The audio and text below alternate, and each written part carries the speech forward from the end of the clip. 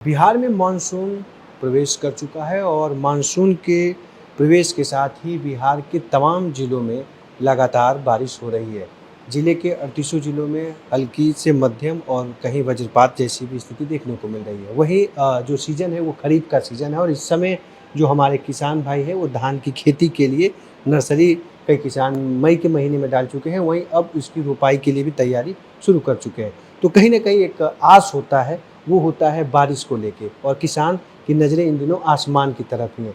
हालाँकि बीते कुछ दिनों से जिस तरह से बारिश हो रही है, उस बारिश से किसान काफ़ी खुश हैं। वहीं आने वाले दिनों में क्या कुछ स्थितियाँ बन रही हैं मौसम का और क्या कुछ जो मौसम विज्ञान केंद्र पटना है, वो क्या कुछ सुझाव दे रहा है किसान भाइयों को, इन तमाम चीज़ों को लेके हम बात करेंगे और इसके लिए हमारे साथ रहेंगे पटना के जो मौसम विज्ञान केंद्र है, वहाँ के मौसम वैज्ञानिक सर हैं और सर से आनंद शंकर सर हमारे साथ हैं और सर से समझते हैं। सर अभी तो जिस तरह से मानसून की एंट्री हुई और उसके साथ ही झमाझम बारिश का दौर चालू है और लेकिन ये आने वाले और दिनों में क्या कुछ स्थितियाँ कह रही हैं? क्या कुछ मौसम के अनुमान? जैसा कि पूर्वानुमान था कि मानसून अमूमन 1-2 दिन की डिले कर सकते हैं, लेकिन ऑलमोस्ट टाइम पे बिहार में आ गई है।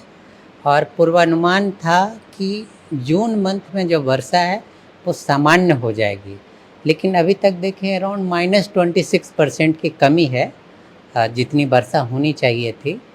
और लेकिन आगे पूर्वानुमान की बात करें तो अगले 1 सप्ताह तक बिहार में रुक रुक कर वर्षा होती रहेगी और पूरी संभावना है कि जो मानसून जो जून महीने की जो वर्षा है वो सामान्य हो सकती है। और अगले 1 सप्ताह देखें तो बिहार में जैसे कि आप देख सकते हैं कि कभी नॉर्थ बिहार में वर्षा हो रही है, अभी फिर साउथ बिहार में हो रही, तो ये पूरा ऑसिलेट होके ऑलमोस्ट पूरे बिहार में वर्षा अगले 1 सप्ताह तक होती रहेगी। थोड़ी बहुत जो डिक्लाइन दिख रही है, जैसे आज कह सकते हैं 26-27 को थोड़ी वर्षा कम हो सकती है, लेकिन कुल मिलाकर अगले 1 सप्ताह तक अच्छी खासी वर्षा की संभावना बन रही है। और इस मौसम के साथ साथ कह सकते हैं किसानों के लिए तो बहुत अच्छा है कि वर्षा हो रही है और ये उचित समय है खेती और मतलब कार्य के लिए। लेकिन इसके साथ साथ बहुत सारे जो एक्सट्रीम वेदर हैं, जैसे कि अभी का जो टाइम है उसमें लाइटनिंग एक्टिविटी काफ़ी ज़्यादा होती है, विशेषकर 12 बजे से लेके जो 5 से 6 बजे जो शाम के दोपहर बीच, की बात हुई, 12 हाँ, से दोपहर के समय में कह सकते हैं कि जो थंडरस्टॉर्म एक्टिविटी होती है तो उसमें बहुत ज़्यादा लाइटनिंग एक्टिविटी हो सकती है। तो इस कारण से मतलब किसान भाइयों और विशेषकर जो खेतों में काम करने वाले जो लोग हैं, वो पूरी तरीके से जब भी थंडरस्टॉर्म बने या कह सकते हैं कि लाइटनिंग एक्टिविटी दिखे तो अपने आप को सुरक्षित पक्के स्थानों में छिप जाए और पूरा लाइटनिंग से अपना समुचित बचाव रखे, क्योंकि अगले जो कह सकते हैं 1 सप्ताह तक मानसून बिहार में एक्टिव रहेगी तो इसके कारण से थंडरस्टॉर्म एक्टिविटी होगी, उसके साथ साथ लाइटनिंग एक्टिविटी भी काफ़ी ज़्यादा हो सकती है। तो इसीलिए मतलब इवन लोगों को सलाह दी जाती है, विशेषकर जो रूरल एरियाज़ में हैं, जो लोग खेतों में काम करते हैं, जो लोग कैटल हर्डर हैं, इवन जो पशु को खेतों में चराने के लिए लेकर जाते हैं, ये जो वर्ग के लोग हैं इनको बहुत ज़्यादा सावधानी बरतने की ज़रूरत है। उनके लिए कुछ सुझाव के कुछ ऐसे बीच में कुछ किट की भी बातें हुई कि ये चीज़ें आप रखिए तो लाइटिंग का प्रभाव कम होगा। ऐसी कुछ चीज़ों का भी निजात हुआ है जैसे आपको जिनको लेके चलने की ज़रूरत है वो? ऐसा जैसे कि आपको बता देते हैं, ये जो अगला कह सकते हैं 1 सप्ताह का जो टाइम है जो बता रहे हैं, जी। मानसून बिहार में एक्टिव होगी, वो सीज़नली बहुत ज़्यादा जो कह सकते हैं कि इस अभी जून और जुलाई मंथ में जो 70% कैजुअल्टी लाइटनिंग से होती है, वो सिर्फ़ ये 2 महीने में हो जाती है। अच्छा, पूरे साल के जो पूरे साल की। और कह सकते हैं जून और जुलाई में जब भी मानसून एक्टिव रहती है, विशेषकर जैसे 1 या 2 दिन वर्षा नहीं हुई फिर वर्षा हो रही है, तो जो पहली बारिश होती है उसमें लाइटनिंग बहुत ज़्यादा एसोसिएटेड रहती है। तो ये एक तो हो गई कि लोग अपने आप बचाव कर सकते हैं कि ये समय ऐसा है कि हमें ज़रूरत है कि जैसे कि इवन जब वर्षा हो रही है या फिर थंडरस्टॉर्म सुनने को आ रही है, उस समय अपने आप को सुरक्षित पक्के स्थानों में रह के अपना बचाव कर सकते हैं।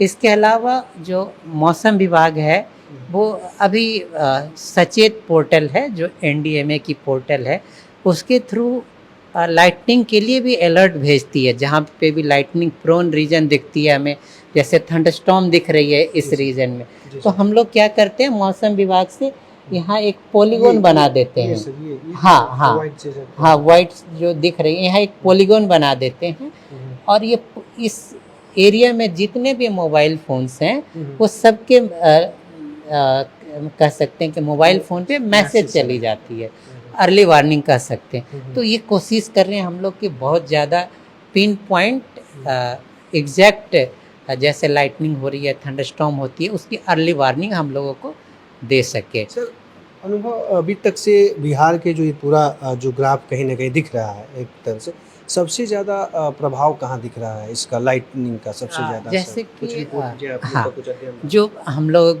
रेगुलर इस पर स्टडी भी करते रहते हैं, इसके साथ साथ पब्लिकेशंस भी हैं हम लोगों के पास। तो विशेषकर जो कहें तो जो साउथ बिहार के ज़िले हैं, जो कैमूर से लेके बांका तक, ये बहुत ज़्यादा इम्पैक्ट होते हैं लाइटनिंग से। लाइटनिंग कैजुअलिटी ज़्यादा होती है, विशेषकर इसका जो रीजन है ये थोड़े से आपको प्लेट्यू रीजन में आते हैं। अच्छा, तो प्लेट्यू रीजन है तो यहाँ आपको लाइटनिंग कैजुअलिटी ज़्यादा देखने को मिलती है। इसके अलावा जो ईस्ट बिहार के ज़िले हैं, जैसे बांका से लेके पूर्णिया तक जाएंगे, तो फिर आपको लाइटनिंग कैजुअलिटी ज़्यादा देखने को मिल सकती है। Even cloud to ground lightning onset भी ज़्यादा देखने को मिल सकती है। तो ये दो प्रोन बेल्ट हो गई आपको। इसके साथ साथ एक कह सकते हैं जो ईस्ट चंपारण और गोपालगंज का जो एडजॉइनिंग एरिया है, वहाँ भी इवन लाइटनिंग कैजुअलिटी ज़्यादा देखने को मिलती है। इवन लाइटनिंग एक्टिविटी यहाँ कम होती है, but may be because of dense population, और कह सकते हैं कि थोड़ा अनअवेयरनेस की भी कमी हो सकती है।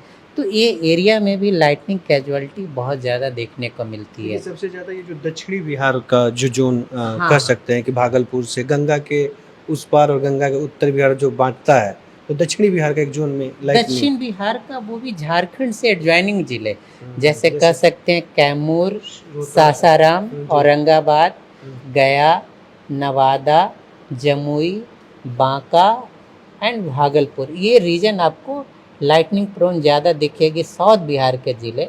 इसके अलावा कह सकते हैं कि पूर्णिया, ये पूर्णिया, कटिहार और अररिया, ये इसमें मॉइस्चर इनकर्सन काफ़ी ज़्यादा होती है, जैसे मॉइस्ट एयर ज़्यादा आते हैं ईस्ट बिहार से, इस कारण से इस एरिया में भी लाइटनिंग बेल्ट ज़्यादा होती है। इसके अलावा जैसे आपको एक बताया कि ईस्ट बिहार के जो नॉर्थ बिहार के ज़िले, जैसे कि ईस्ट चंपारण उसके एडजॉइनिंग, यहाँ भी लाइटनिंग कैजुअलिटी ज़्यादा देखने को मिलती है। ये जो है तो जुलाई का क्या रहेगा सर, और इस अभी का जून का है, ये किस तरह का वर्षा ने कोई रिकॉर्ड बनाया है? क्योंकि एक हमने क्लाइमेट चेंज का भी दौर से गुजर रहे हैं हम लोग। अभी देखें कि जून मंथ का जो नॉर्मल रेनफॉल है उससे अभी भी कम रेनफॉल बिहार में हुई है।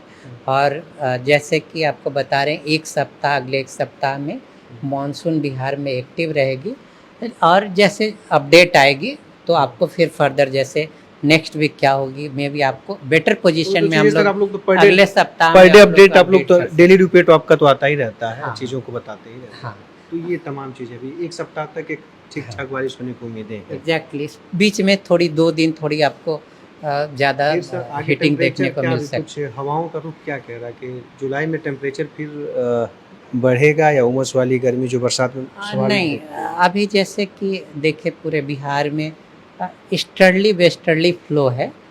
ईस्टर्ली वेस्टर्ली फ्लो का दोनों रीजन, कभी एक स्ट्रांग हो रही है, एक वीक हो रही है, इस टाइप की रह रही है।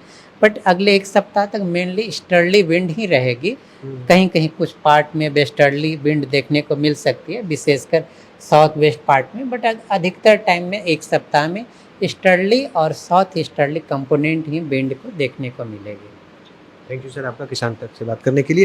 तो ये बिहार का मौसम का लेके पूर्वानुमान है जो आने वाले एक सप्ताह के दौरान, लेकिन इसके साथ ही जो मौसम विज्ञान केंद्र पटना में के जो वैज्ञानिक हैं वो साफ कह रहे हैं कि इस दौरान जो किसान भाई हैं या जो बाहर लोग काम करते हैं उन्हें थोड़ा सा सचेत रहने की ज़रूरत है। और साथ ही साथ आपके आसपास किसी के पास मोबाइल या जो भी संदेश अगर सोशल मीडिया के ज़रिए मिल रहा हो तो आप उसको गंभीरता से लीजिए, नहीं तो आपके लिए या आपके अपनों के लिए एक भारी नुकसान हो सकता है।